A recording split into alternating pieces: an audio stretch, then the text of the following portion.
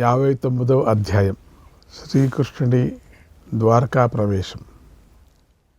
జనమేజయుడు వైశంపాయనుడు ఇలా అడుగుతున్నాడు. మహర్షి, శ్రీకృష్ణ పరమాత్మ ఆ ఉత్తంక మహర్షికి వరం ఇచ్చిన తర్వాత ఏం చేశాడో చెప్పండి. వైశంపాయనుడు ఇలా చెప్తున్నాడు.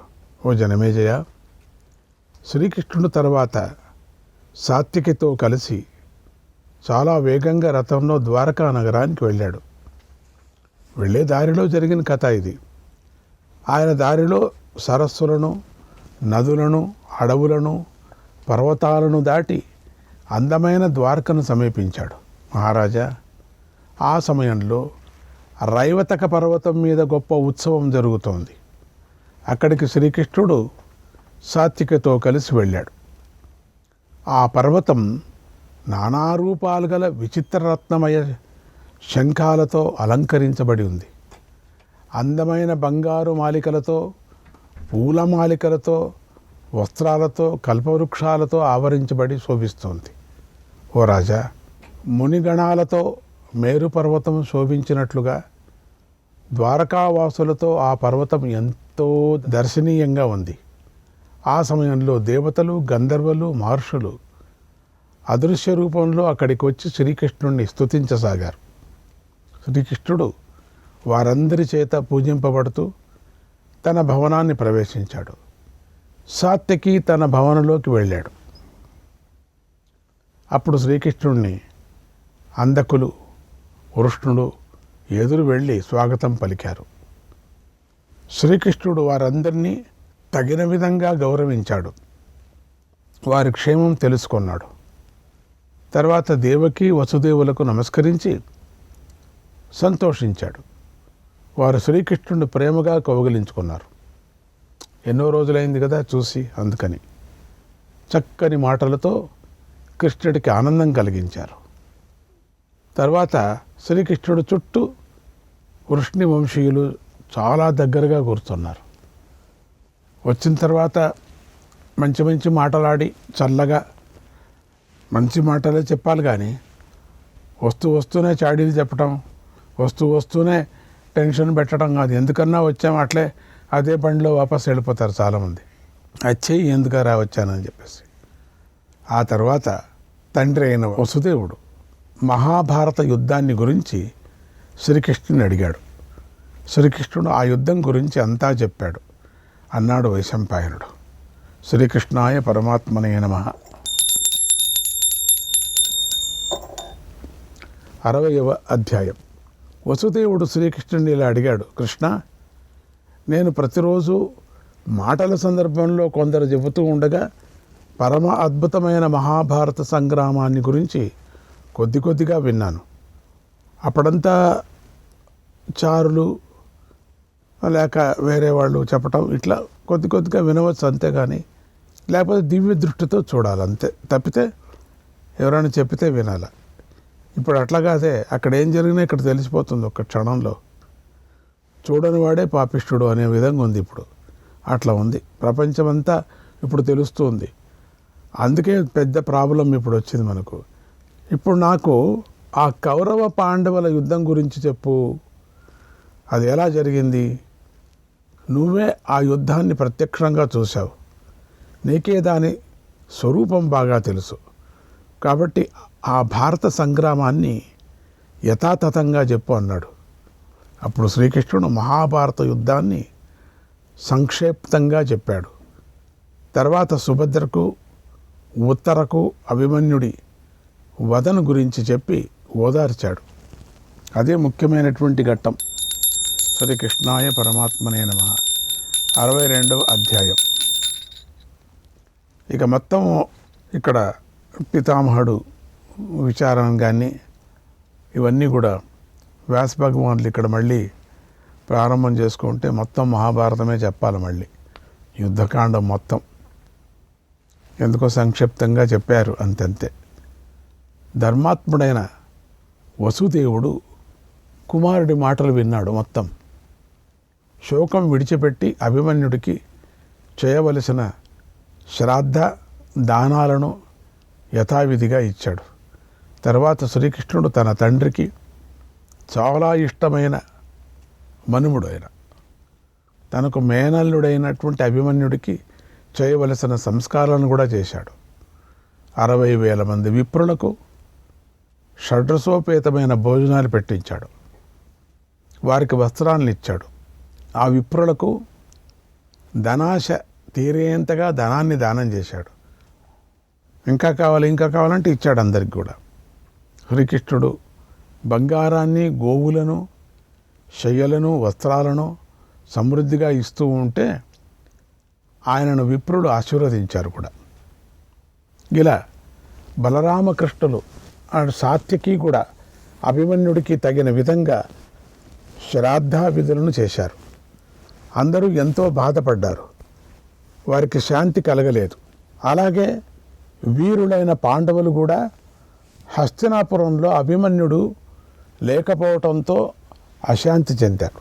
అందరూ కూడా అభిమన్యుడు ఉంటే చాలా అద్భుతంగా అందరూ అభిమన్యుడి చుట్టూ చేరిండేవాళ్ళు. ఇప్పుడు పోగొట్టుకున్నారు కదా. మన మధ్యలో కొంతమంది లేకపోతే చాలా కష్టపడాల్సి వస్తుంది. మనసుకి ఒకే కాలంలో పుట్టాము, ఒకే కాలంలో ఒకరు ముందు ఒకరు వెనకల పోతూ ఉంటారు.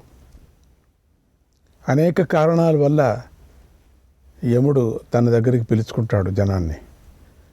వేరే కారణాల వల్ల మరణాన్ని మనకు ప్రసాదిస్తూ ఉంటాడు. శరీరం పుట్టిన తర్వాత ఒకరోజు అంతా వెళ్ళిపోవలసిందే కదా, ఎవరూ ఉండటానికి వీల్లేదు. ఓ రాజా, ఉత్తర వియోగంతో ఎంతో దుఃఖించింది. భర్త యొక్క వియోగంతో పాప చాలా రోజుల వరకు ఆహారం ముట్టలేదు. ఆమెను చూసి అందరికీ జాలి కలిగింది. ఆమె గర్భంలో ఉన్న బాలుడు క్షీణించసాగాడు, ఎందుకంటే ఆహారం లేదు. దివ్య దృష్టి గల వ్యాస మహర్షి దీన్ని తెలుసుకొని వేగంగా వారి వద్దకు వచ్చి కుంతీదేవితో ఉన్న ఉత్తరతో ఇలా అన్నాడు: ఓ కీర్తిమతి, శోకించకు. నీకు మహా తేజస్వి అయిన పుత్రుడు పుడతాడు. అతడు శ్రీకృష్ణుడి ప్రభావం వల్ల, నేను చెప్పటం వల్ల పాండవుల తర్వాత ఈ భూమిని పాలిస్తాడు అన్నాడు. నువ్వు ఏది తినకపోతే ఇట్లా కూర్చుంటే ఎట్లా? ముందు ఈ భారత భూమికి పాలించేటువంటి వాడు, వంశానికి రక్షించేవాడు, అటువంటి వాడు పుడతాడు.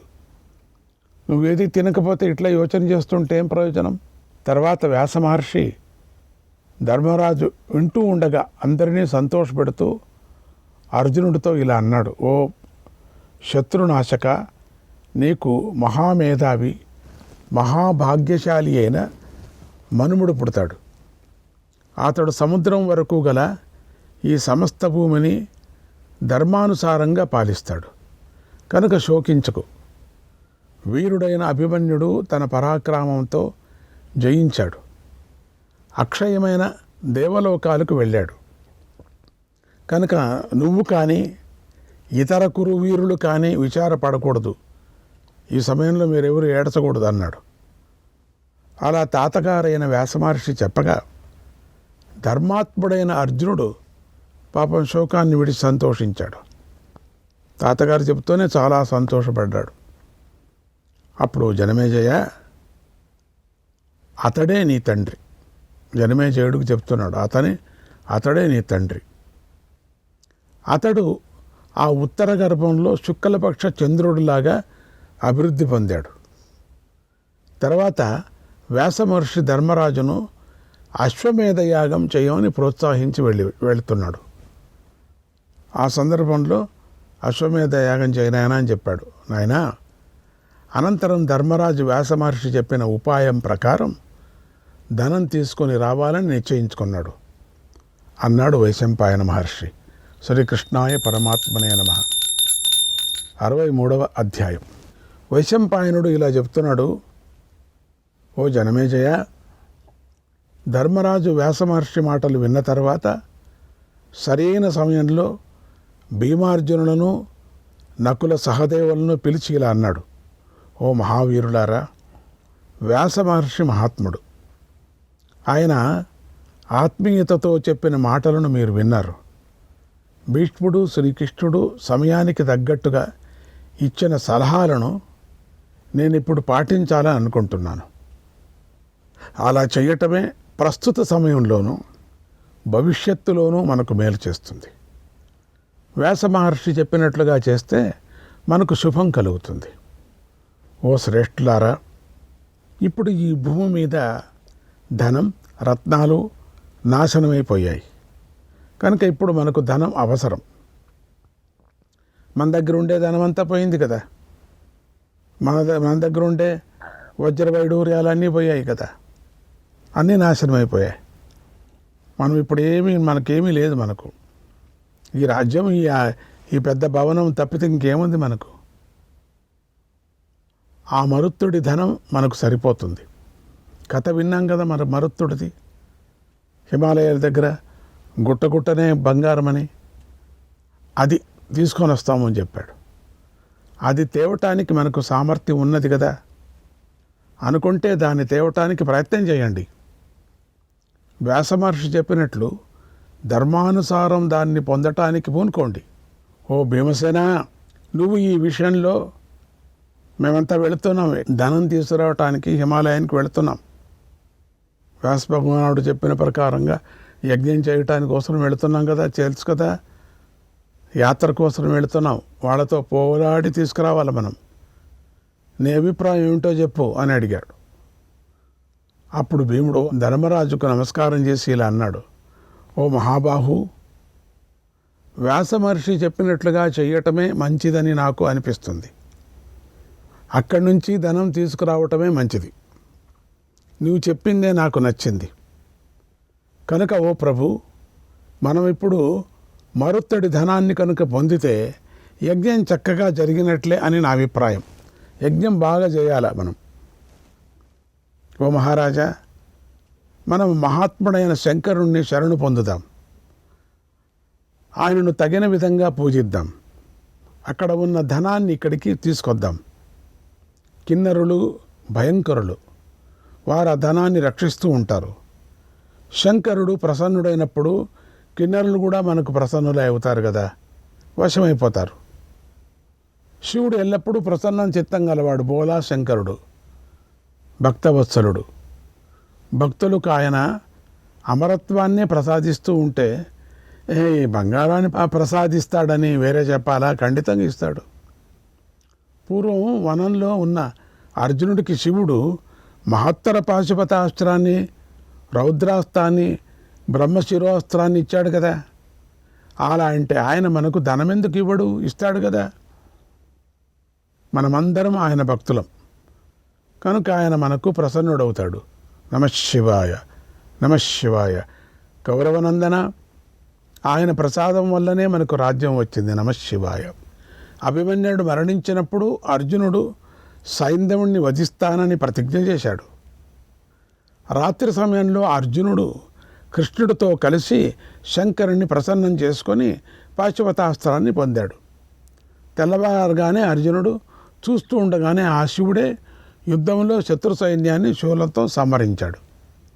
కనుక మహారాజా, అసలు మనకి యుద్ధం ముందంతా ఉండింది ఎవరనుకున్నావు? శివుడే. ఆయన శూలం పట్టుకొని తిరుగుతూ ఉన్నాడు.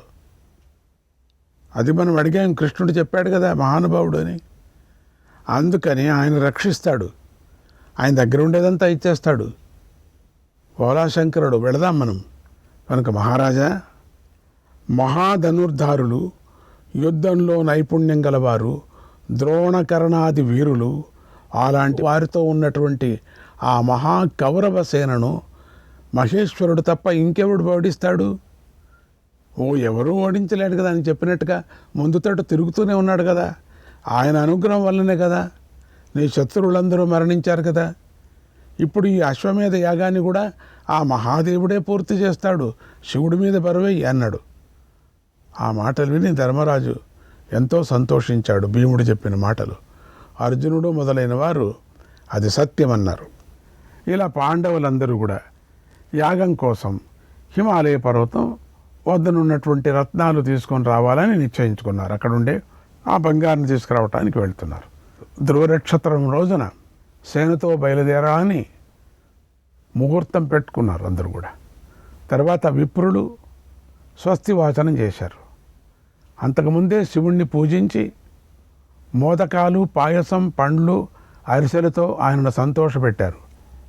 అంతా ఆ స్వామిని సంతోషపెట్టి ముందుగానే కూర్చున్నాడు మన భీమసేనుడు కూడా. తర్వాత వారు సంతోషంతో ప్రయాణానికి సిద్ధమయ్యారు. విప్రులు, పౌరులు ఎంతో ఆనందంగా శుభం పలికారు. ఒరే, ఆ కొనాలో ఉండే హండా నిండా బొబ్బట్లున్నాయి, దాన్ని రథం మీద పెట్టడా అన్నాడు. ఆ రథం మీద అసలు అన్ని అస్త్రాలు పెట్టాలి కదా, బొబ్బట్లు పెద్ద తపెలు పెట్టారట. ఆహా, పెట్టించుకున్నాడు మన భీమసేన మహారాజు. పుత్ర శోకంతో బాధపడుతున్నటువంటి గాంధారి, ధృతరాష్ట్రులు, కుంతీదేవి దగ్గర అనుమతి అందరూ తీసుకున్నారు. వారిని జాగ్రత్తగా చూసుకోమని యుయుచ్చుడికి చెప్పారు. తర్వాత పాండవులు, ప్రజలు, విద్వాంసులైన విప్రుల గౌరవ సత్కారాలను అందుకుంటూ హిమాలయ పర్వతం వద్దకు బయలుదేరారు అన్నాడు వైశంపాయనుడు. శ్రీకృష్ణాయ పరమాత్మనే నమః. 64వ అధ్యాయం. వైశంపాయనుడు ఇలా చెప్తున్నాడు ముందుకు. జనమేజయ, పాండవులు బయలుదేరారు. అప్పుడు వారి వెనుక ప్రజలు కూడా బయలుదేరారు. వారు తమ వాహనాల శబ్దాలతోనూ రథాల మహాఘోషతోనూ ప్రయాణం చేశారు. సూతులు, మాగధులు, వందులు పాండవులు గుణాలను స్తుతిస్తున్నారు, పాండవుల యొక్క గుణాలు. అప్పుడు ధర్మరాజు శిరస్సుపై తెల్ల గొడుగుతో శోభిస్తూ పౌర్ణిమ నాడి చంద్రుడిలాగా ఉన్నాడు. దారి పొడవునా ప్రజలు ఆనందంతో జయ జయ ధ్వనాలను చేస్తున్నారు, ఆశీస్సులను ఇస్తున్నారు. ధర్మరాజు వారి ఆశీస్సులను స్వీకరించాడు. అలా ధర్మరాజుతో సాగుతున్న సైనికుల కోలాహల ధ్వనులు ఆకాశంలో ప్రతిధ్వనిస్తున్నాయి. వారు అంత ఉత్సాహంగా ధ్వనులు చేస్తున్నారు.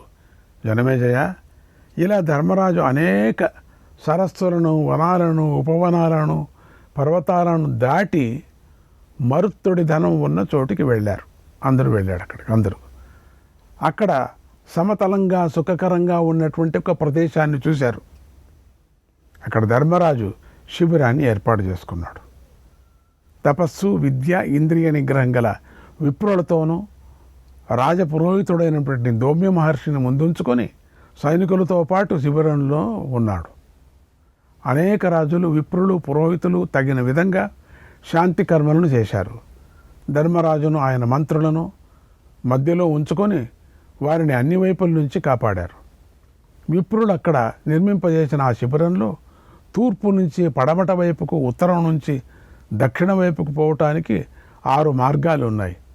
ఆ శిబిరం నవఖండాలుగా ఉంది. ధర్మరాజు తమ వెంట వచ్చినటువంటి మత్తగజాల కోసం తగిన స్థావరాలను కూడా నిర్మింపజేశాడు. తర్వాత విప్రులతో ఇలా అన్నాడు, ఓ ద్విజులారా, ఈ కార్యం నెరవేరటానికి ఏ శుభ నక్షత్రం, ఏ శుభదినం యోగ్యమని మీరు భావిస్తున్నారో చెప్పండి. మన సమయం ఇక్కడే వృథా అయిపోకూడదు. ఈ విషయంలో మీరందరూ ఒక నిర్ణయానికి రండి. ఇప్పుడు ఏం చేయాలో దాన్ని ఆలస్యం లేకుండా చేయండి అన్నాడు. ఆ మాటలు విన్న విప్రులు ఇలా అన్నారు, ఓ రాజా, నువ్వు అడిగావు కనుక చెబుతున్నాం విను. ఈరోజే మంచి నక్షత్రం, ఈరోజే మంచి రోజు కనుక మేము చేయవలసిన పని చేస్తాం. మేము ఈ రోజున కేవలం నీరు మాత్రమే త్రాగి ఉంటాం కనుక మీరు కూడా ఈరోజు ఉపవాసం చేయండి అన్నారు. వెంటనే పాండవులు వారి మాటలు పాటించి ఉపవాసం చేశారు. రాత్రి సమయంలో దర్భచాపల మీద అందరూ దర్భచాపల మీద పడుకున్నారంతా. ఆ చాపల మీద పడుకోనప్పుడు వారు యజ్ఞంలో ప్రజ్వలిస్తున్న అగ్నుల్లాగా ప్రకాశించారు. రాత్రి గడిచిపోయాయి, తెల్లవారింది. విప్రులు తమ కర్తవ్యాలను పూర్తి చేసుకొని ధర్మరాజుకు దగ్గరికి వచ్చి ఇట్లా అన్నారు, శ్రీకృష్ణాయ పరమాత్మనే నమః. 65వ అధ్యాయం. విప్రులు ధర్మరాజుతో ఇలా అన్నారు, ఓ రాజా, శివుణ్ణి పూజించండి, తర్వాత మనం మన కార్యసిద్ధికి ప్రయత్నం చేద్దాం అన్నారు. ధర్మరాజు వెంటనే విప్రుల మాట పాటించి వాళ్ళందరూ చేరుకొని శివుణ్ణి పూజించారు. శివుడికి తగిన విధంగా నైవేద్యం సమర్పించారు. శ్రీకృష్ణాయ పరమాత్మనే నమః.